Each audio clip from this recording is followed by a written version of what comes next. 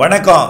செல்வகுமாரின் மாலை 6 மணி வானிலை ஆய்வறிக்கை. அதிகாரப்பூர்வ வானிலை அறிக்கைக்கு இந்திய வானிலை ஆராய்ச்சித்துறை அறிக்கையை பார்க்கவும். 2024 ஜூலை 20 சனிக்கிழமை மாலை ஆய்வறிக்கை. இன்றைய அறிக்கையில் வானிலை அமைப்பு மற்றும் மழை எதிர்பார்ப்பு, மழைப்பொழிவு எங்கே, வரக்கூடிய நாட்கள் வானிலை எப்படி, தமிழ்நாட்டில் வரக்கூடிய நாட்களில் வானிலை மழைப்பொழிவு எப்படி இருக்கும் என்பதை பார்ப்போம். வானிலை அமைப்பு: ஒடிசா கடலோரமாக பூரி அருகே நீடித்துக் கொண்டிருந்த காற்றழுத்த தாழ்வு மண்டலம், ஆழ்ந்த காற்றழுத்த தாழ்வு மண்டலம் இன்று மதிய வாக்கில் ஒடிசா அருகே சிலிக்கா ஏரி அருகே கரை கடந்து அது செயலிழந்து தற்பொழுது ஒடிசாவில் நகர்ந்து கொண்டிருக்கிறது. ஒடிசா சத்தீஸ்கர் வழியாக நகரும் பொழுது அது காற்றழுத்த தாழ்வு, அதாவது இப்பொழுது வெல் மார்க் லோ பிரஷராக மாலை 5:30 மணிக்கு நீடித்து கொண்டிருந்தது. அது மேலும் செயலிழந்து காற்றழுத்த தாழ்வு பகுதியாக செயலிழந்து மத்திய பிரதேசம் மற்றும் உத்தரப்பிரதேசம் வழியாக ராஜஸ்தான் பகுதியை நோக்கி நகரும் என்று எதிர்பார்க்கப்படுகிறது. இதன் காரணமாக எதிர்பார்த்தது போலவே தென்மேற்கு பருவமழை தீவிரம் குறைந்து விட்டது. காலை சுமார் 10 சென்டிமீட்டர் இருந்த அவலாஞ்சியில் 10 சென்டிமீட்டர் இருந்த மழை இப்பொழுது 9 மில்லிமீட்டர் தான் இன்றைக்கு பொழிந்திருக்கிறது. 1 சென்டிமீட்டர் தான் பொழிந்திருக்கிறது இன்றைக்கு அவலாஞ்சிலேயே. தமிழ்நாட்டில் அதிகபட்ச மழை பொழிவு பார்த்திங்கன்னா அப்பாஜி கவுண்டர் மத்தியில் ஒரு 3.5 சென்டிமீட்டர் மழை பொழிந்திருக்கிறது. பாலக்காட்டு கணவாய் நுழைவாயில், வால்பாறையில் கொஞ்சம் மழை பொழிந்திருக்கும். அதே போல் நீலகிரியில் பிற இடங்களில் பார்த்திங்கன்னா அப்பர் பரவானி 3 மில்லிமீட்டர், அவலாஞ்சி 9 மில்லிமீட்டர், குந்தாவில் 5 மில்லிமீட்டர் என்று 1 சென்டிமீட்டர் கீழே தான் மாலை 4 மணி வரைக்கும் மழைப்பொழிவு இருந்தது. ஒருவேளை மழைப்பொழிவு இரவில் இருந்தாலும் இன்னொரு 2-3 சென்டிமீட்டருக்கு மேலே போக வாய்ப்பில்லை. 5 சென்டிமீட்டருக்குள்ளே தான் இருக்கும். இந்த நிகழ்வானது உள்ளே நகர்ந்து செல்கிற காரணத்தினால காற்றோட திசை என்பது இனிமேல் கேரளா கர்நாடகா வழியாக நுழையாமல் மகாராஷ்டிரா மற்றும் குஜராத் வழியாக நுழைய தொடங்கும். அதாவது அதிகபட்ச அந்த ஈரப்பதமிக்க காற்று கோவா, மகாராஷ்டிரா, குஜராத் வழியாக நுழைய தொடங்கும் என்பதனால கேரளா கர்நாடகாவிற்கு அணைகள் நீர்பிடிப்பு பகுதிகளில் கொடுத்து வந்த மழைப்பொழிவு இனிமேல் தீவிரம் குறையும் என்று நம்முடைய அறிக்கையின்படி குறைந்து விட்டது. தற்பொழுது பார்த்திங்கன்னா ஏற்கனவே பெய்த மழைப்பொழிவு தான் கபினி, கேஆர்எஸ், ஹேமாவதி, கேரங்கிக்கு வந்து கொண்டிருக்கிறது. அதன் அடிப்படையில் கபினிக்கு பார்த்திங்கன்னா 19.5 டிஎம்சி கொள்ளளவு கொண்ட கபினியில் 17.5 டிஎம்சி இருக்குது. 1/2 டிஎம்சி இப்போ நிரம்பியிருக்காங்க இன்றைக்கி காலைக்கு பிறகு. எப்படின்னா 45,000 கனஅடி அணைக்குள்ளற தண்ணி வருது, கபினிக்குள்ளற வெளியேற்றுவது 40,000, 5,000 கனஅடி சேர்த்துக்கிட்டு இருக்காங்க, சேமிச்சுக்கிட்டு இருக்காங்க. பாருங்கள், 24 மணி நேரத்தில் 5,000 சேர்த்ததுனால 1/2 டிஎம்சி கூடியிருக்கு. ஆகவே இனிமேல் முழு கொள்ளளவை நிரப்புவார்கள். நாளையெல்லாம் இந்த 45,000 என்பது 35,000 குறைந்து 25,000 கபினி குறைந்து விடும் என்று ஏற்கனவே அறிக்கையில் நம்ம கொடுத்தபடி குறைந்து கொண்டிருக்கிறது. நாளையெல்லாம் 25,000 35,000 ஆகி 25,000 நாளை மறுநாளுக்குள் குறைந்து விடும். இது நேற்று முன்தினம் பெய்த மழை தான் வந்து கொண்டிருக்கு. இன்றைக்கு மழை இல்லாத காரணத்தினால மிகவும் குறைந்து விடும் ஒரு 2-3 நாட்களுக்கு பிறகு. அடுத்தபடியாக கேஆர்எஸ் பார்த்திங்கன்னா 49.5க்கு 42 டிஎம்சி இருக்குது. இன்னும் நிரம்புவதற்கு 7 டிஎம்சி தேவை. இந்த நிலையில் அணைக்குள்ளே 51,000 வந்துக்கிட்டு இருக்குங்க. அதாவது 4.5 டிஎம்சி கிட்ட தண்ணி வந்துட்டு இருக்கு.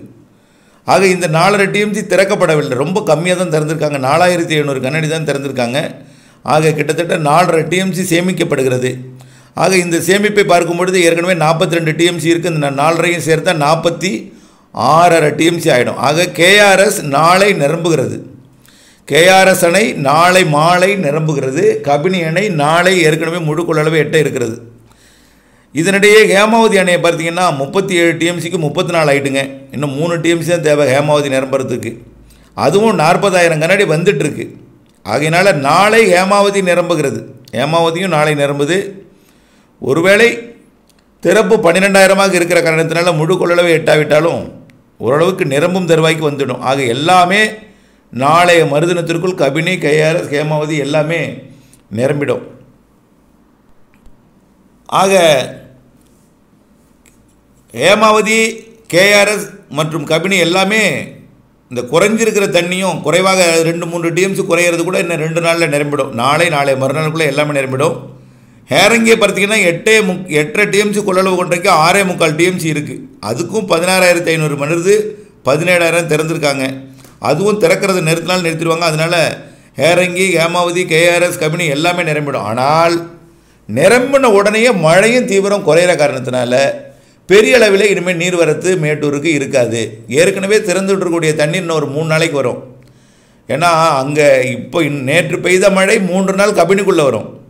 கபினியில் இன்றைக்கு திறந்து விட்டுருக்க தண்ணி 3 நாள் மேட்டூர் வரும். அதனால் 3 நாட்களுக்கு மேட்டூர் நீர்வரத்து இருந்து கொண்டிருக்கும். அதற்கு பிறகு மேட்டூருக்கு வரக்கூடிய அணையோட தண்ணீர் அளவு 15,000 25,000 குறைந்துவிடும். 25,000 குறைஞ்சிடும். 15,000 3 நாள் வரைக்கும் அதிகமாக இருக்கும். அதனால் ஏற்கனவே இன்றைக்கு திறந்துருக்கிற தண்ணி, நாளைக்கு திறக்க போகிற தண்ணி இதெல்லாம் சேர்ந்து ஒரு 3 நாட்கள் வரும்.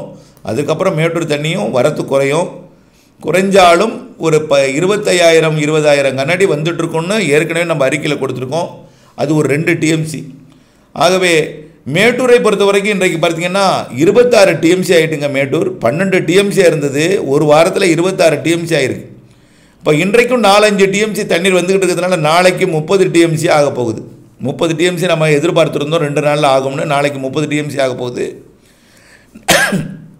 நாளை மறுநாள் 34 டிஎம்சி ஆகும். இதை பார்க்கும் பொழுது 34 டிஎம்சி, அப்போ பாய்க்கு 50 டிஎம்சி நாம் எதிர்பார்த்துருக்கோம் இந்த மாதத்து இறுதிக்குள்ளே. கண்டிப்பாக இந்த மாத இறுதிக்குள்ளே 50 டிஎம்சி கிடைச்சிடும். ஆடிப்பெருக்குக்கு பிறகு கொஞ்சம் மழைப்பொழிவு, அடுத்த சிஸ்டத்தில் மழைப்பொழிவு கூடும். 24ஆம் தேதியிலேருந்து கொஞ்சம் மழை இருக்குது. அந்த மழைப்பொழிவும் பார்த்திங்கன்னா கடந்த இந்த 50,000 1 லட்சம் கண்ணாடிலாம் வர்றதுக்கு வாய்ப்பு இல்லை. 25,000 30,000 கண்ணாடி வர்ற அளவுக்கு தான் அந்த மழைப்பொழிவும் இருக்குது.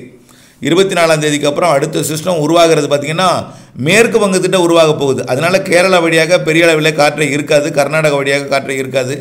இதனால் ஒரு பெரிய அளவில் நீர் எதிர்பார்க்க முடியாது. என்றாலும் நம்ம மெல்ல நிரம்பும். தாமதம் ஏற்படும் பட்சத்தில் ஆகஸ்ட் 8க்குள்ளே 50 டிஎம்சி எட்டும் மேட்டூர் அப்படின்னு சொல்லியிருக்கிறோம். அதுபடி தான் நடக்கும்னு எதிர்பார்க்கப்படுகிறது. எப்படியோ ஆகஸ்ட் இறுதிக்குள்ளே மேட்டூர் நிரம்புவதற்கு அல்லது 100 அடியை தாண்டுவதற்கு கண்டிப்பாக ஆகஸ்ட் 15க்கு மேலே 100 அடியை தாண்டும். ஆகஸ்ட் இறுதிக்குள்ளே மேட்டூர் நிரம்புவதற்கு வாய்ப்பு இருக்குது. ஆனால் இப்பொழுதைக்கு பார்த்திங்கன்னா உடனடியாக கர்நாடகாவுக்கோ கேரளாவுக்கோ அதிக மழை தரும் அமைப்பு எதுவும் இப்பொழுதைக்கு இல்லை. படிப்படியாக குறைஞ்சி சீராக இருந்துகிட்டே இருக்கும். சாரல் இருந்துகிட்டு இருக்கும். லேசான மிதமான மழை, சற்று கனமழை என்று இருந்துகிட்டு இருக்கும். காவிரி நீர்பிடி பகுதிகளில் நீலகிரியில் மில்லிமீட்டர் சென்டிமீட்டர் அளவுகளில் சும்மா 2-3 சென்டிமீட்டர் அளவுக்கு தான் மழை இருக்கும்.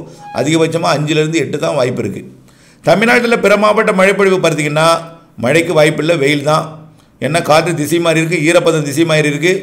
வரக்கூடிய நாட்களில் கொஞ்சம் கொஞ்சமாக 24ஆம் தேதிக்கு அப்புறம் வெப்பசலன இடிமழை, மாலை இரவு இடிமழை பொழிவு தொடங்கும். மாத 25ஆம் தேதிக்கு மேலே இன்னும் கொஞ்சம் இடிமழை பொழிவு பரவலாகும். இடிமழைன்னு சொல்ல முடியாது, இடி இல்லாத வெயிலுக்கு பின் ஆங்காங்கே நனைக்கும் மழைன்னு சொல்லலாம். 26 27ஆம் தேதிக்கு அப்புறம் கொஞ்சம் மழைப்பொழிவு பரவலாக கிடைக்கும். இருந்தாலும் இது தென்மேற்கு பருவமழை காலம் என்பதனால தமிழ்நாட்டில் பரவலாக பெய்யாது, வடகிழக்கு பருவமழை மாரி பரவலாக பெய்யாது. ஆங்காங்கே மாலை இரவு இடிமழை பொழிவு வரக்கூடிய 26ஆம் தேதிக்கு மேலே கொஞ்சம் கூடுதல் பரப்பலையும், மாத இறுதி நாட்கள் 28 29 30 இந்த தேதிகளில் 31ஆம் தேதி வரைக்கும் கொஞ்சம் கூடுதல் பரப்பில் மழை இருந்தாலும் ஒதுக்கி நனைக்கும் மழை, லேசான மழை, மிதமான மழையாக, அறவே இல்லாமல் இருக்கக்கூடிய மழை உள் மாவட்டங்களில், கடலோர மாவட்டங்களில், டெல்டா மாவட்டங்களில், வடவுள் கடலோர மாவட்டங்களெல்லாம் முதல்ல சென்னைக்கு 23ஆம் தேதிக்கு மேலே 24லேருந்து சென்னைக்கு மழை கிடைக்கும், மாலை இரவு மழை. பிறகு வடவுள் மாவட்டங்களில் 26 27 கிடைக்கும். 28 29 30 டெல்டா மாவட்டங்களுக்கு கிடைக்கும், தென் மாவட்டங்களுக்கு கிடைக்கும். கொஞ்சம் கூடுதல் பரப்பில் கிடைக்கும், ஒதுக்கி கிடைக்கும்.